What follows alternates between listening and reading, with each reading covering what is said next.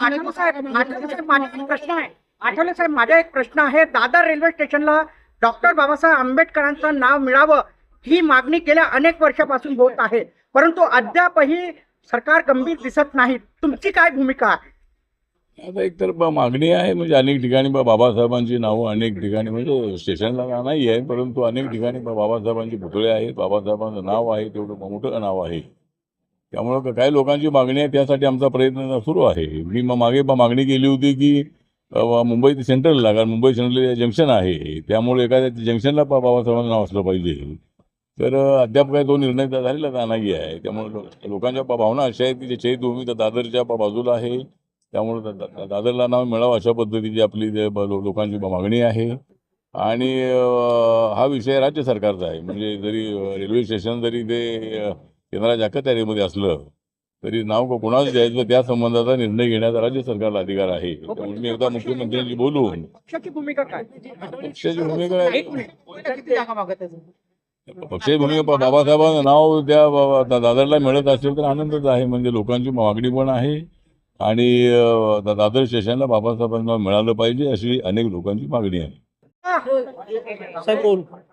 आज आपल्या विधिमंडळाचं अधिवेशन नागपूरमध्ये गेल्या आठवड्यापासून सुरू आहे आणि या ठिकाणी अनेक विषयांवरती चर्चा होत आहे. एक तर नागपूर ही आपली उपराजधानी आहे आणि विदर्भाच्या प्रश्नांवर विशेष करून या ठिकाणी चर्चा होत असते, इतर विषयावर चर्चा होतेच होते. विदर्भाच्या विकासासाठी मोठ्या प्रमाणामध्ये चर्चा करण्यासाठी अधिवेशन असतं. तर आज मी या ठिकाणी मी या ठिकाणी मारलेला आहे विधिमंडळाचा फेरफटका. मी आज विधिमंडळाचा मारलेला आहे फेरफटका, कारण मला द्यायचा आहे ठाकरे बंधूंना झटका.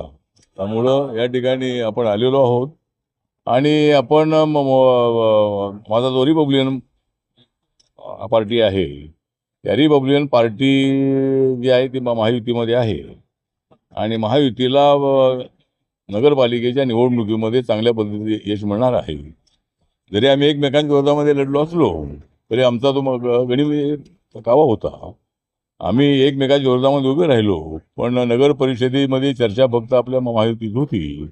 त्यामुळं ठाकरे बंधूंची चर्चा नव्हती किंवा काँग्रेसची फार चर्चा नव्हती.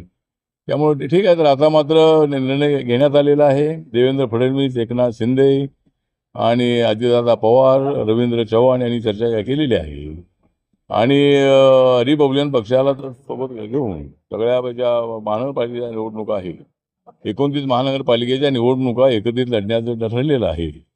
त्याप्रमाणे त्याच्यामध्ये रिपब्लिकन पक्षाला आपला हिस्सा मिळावा.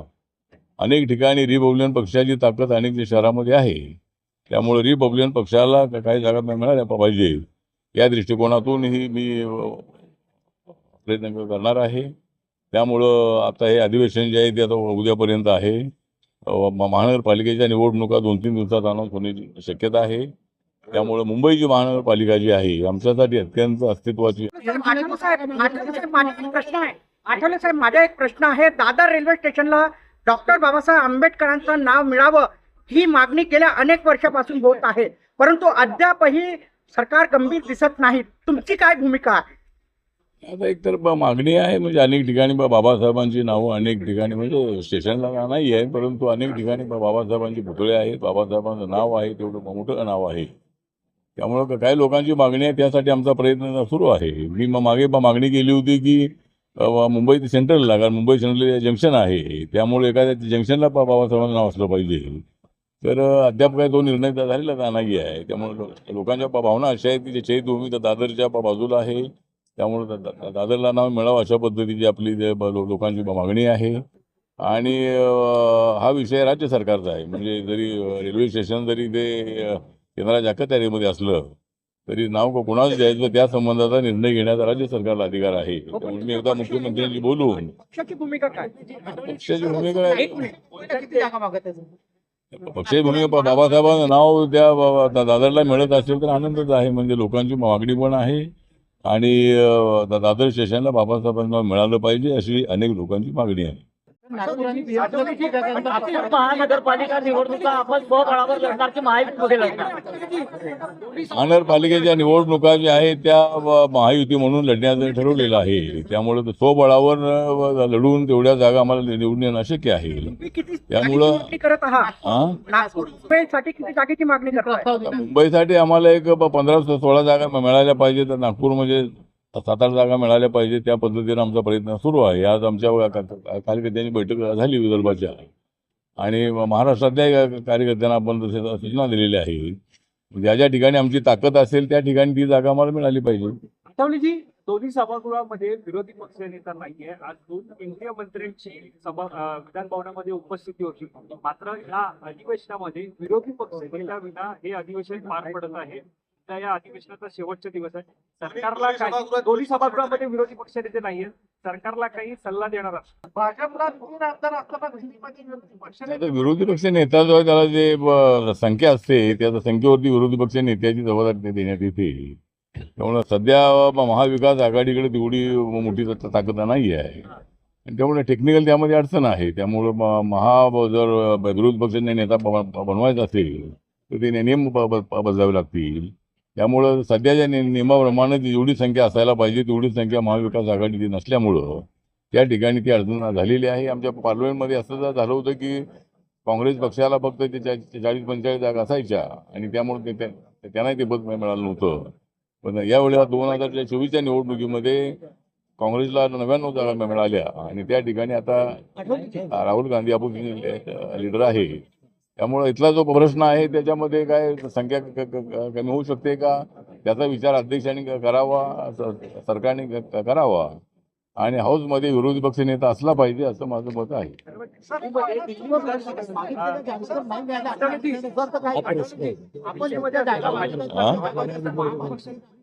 आपण मागितलेल्या जागा जितक्या पाहिजे तेवढ्या नाही मिळाल्या तर आपली काय पुढची वाटचाल?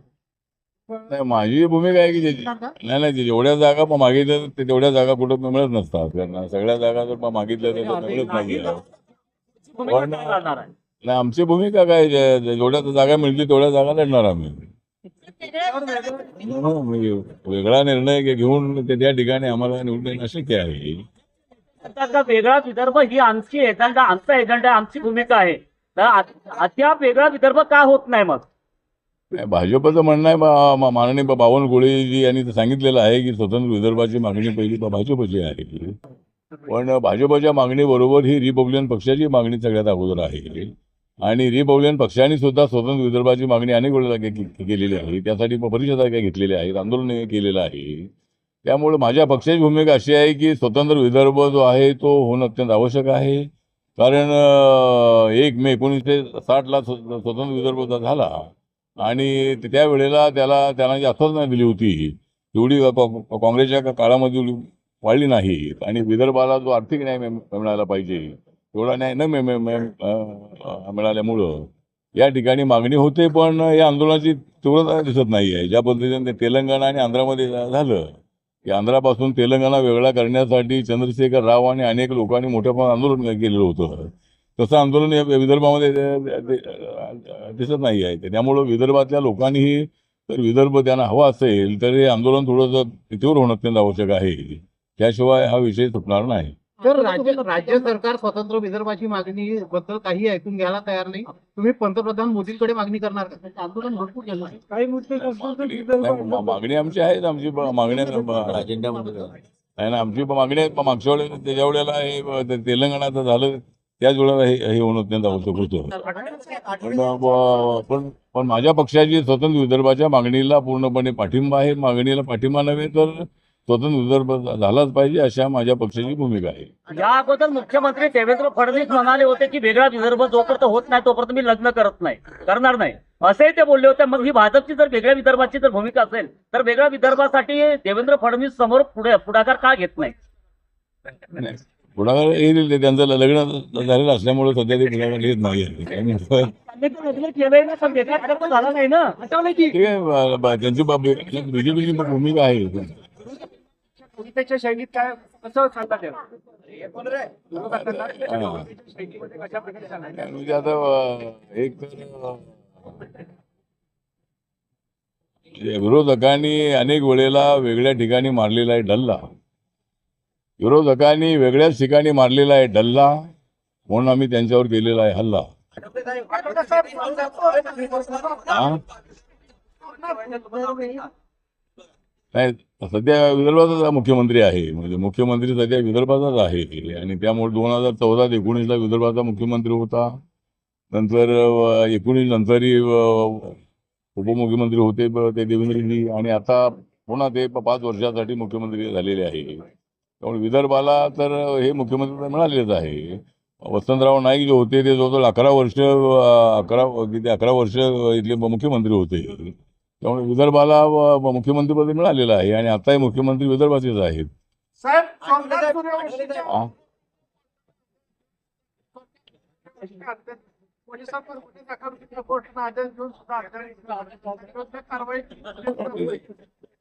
सोमनाथ सोरवंशी जो आहे तो परभणीमध्ये त्याचा मृत्यू पोलीस कोर्टीमध्ये झालेला होता, आणि पोलिसांच्या मारहाणीमध्ये त्याचा मृत्यू झाल्याची माहिती किंवा तशा पद्धतीची सूचना कोर्टाने दिलेली आहे. ज्या पोलिसांनी त्यांना मारहाण केलेली आहे त्यांच्यावर कारवाई होणं अत्यंत आवश्यक आहे. आणि मी त्या ठिकाणी ताबडतोब भेट दिलेली होती, आणि त्या ठिकाणी बाबासाहेब आंबेडकरांच्या बाबासाहेबांच्या पुतळ्याजवळ संविधान होतं, आणि ते संविधान काचेमध्ये ठेवण्यात आलेलं होतं. तर ती काच फोडून त्या ठिकाणी संविधानाचा अपमान करण्यात आला होता. त्यामुळं त्या ठिकाणचे दलित बौद्ध तरुण आमच्या रस्त्यावर उतरले, आणि त्यांनी आपल्या भावना तिथं व्यक्त केलेल्या होत्या. त्यामुळं मला असं वाटतं की संविधानाचा अपमान करणाऱ्या ज्या व्यक्तीने अशा पद्धतीचा प्रकार केलेला आहे त्याला अटक केलेलीच आहे. पण ज्या पोलिसांनी मारहाण केलेली आहे त्यांच्यावर अद्याप कारवाई नाही. राज्य सरकारकडे माझी मागणी आहे की एखादा दलित तरुणाचा मृत्यू झालेला आहे, त्याची हत्या झालेली आहे, आणि अशा पोलिसांवरती कारवाई होणं अत्यंत आवश्यक आहे. चला. एक शेवटचं प्रकाशजी, कशा हा आता एक आहे शेवटचा प्रश्न. चर्चा आहे, म्हणूनच तुम्ही प्रेस कॉन्फरन्स घेतला किंवा माध्यमांशी संवाद घेण्यासाठी प्रकाश सुपे आमदारांना घेऊन आला होता. या प्रकार या अरे बाबा, आमचे ते नेते आहेत आणि मी त्यांच्यासाठी आलो, ते माझ्यासाठी आलेले नाहीत. मी नाही. त्यांना बघितलं, नागपूरमध्ये आले म्हणून त्याचं स्वागत करण्यासाठी मी पुढे आलेलो आहे. नाही, शिवशक्ती भीमशक्ती जी आहे ती मुंबईमध्ये मोठ्या प्रमाणामध्ये ताकदवार आहे. आणि मला असं वाटतं की उद्धव ठाकरे यांना सोडून आली, एकनाथ शिंदेच्या नेतृत्वाखाली आली होती 40 पाखरे. उद्धव ठाकरेंना सोडून एकनाथ शिंदेच्या नेतृत्वाखाली आली होती जवळजवळ 40 आमच्यासोबत पाखरे. आता आम्ही चालू देणार नाही उद्धव ठाकरेंचे नखरे. चला.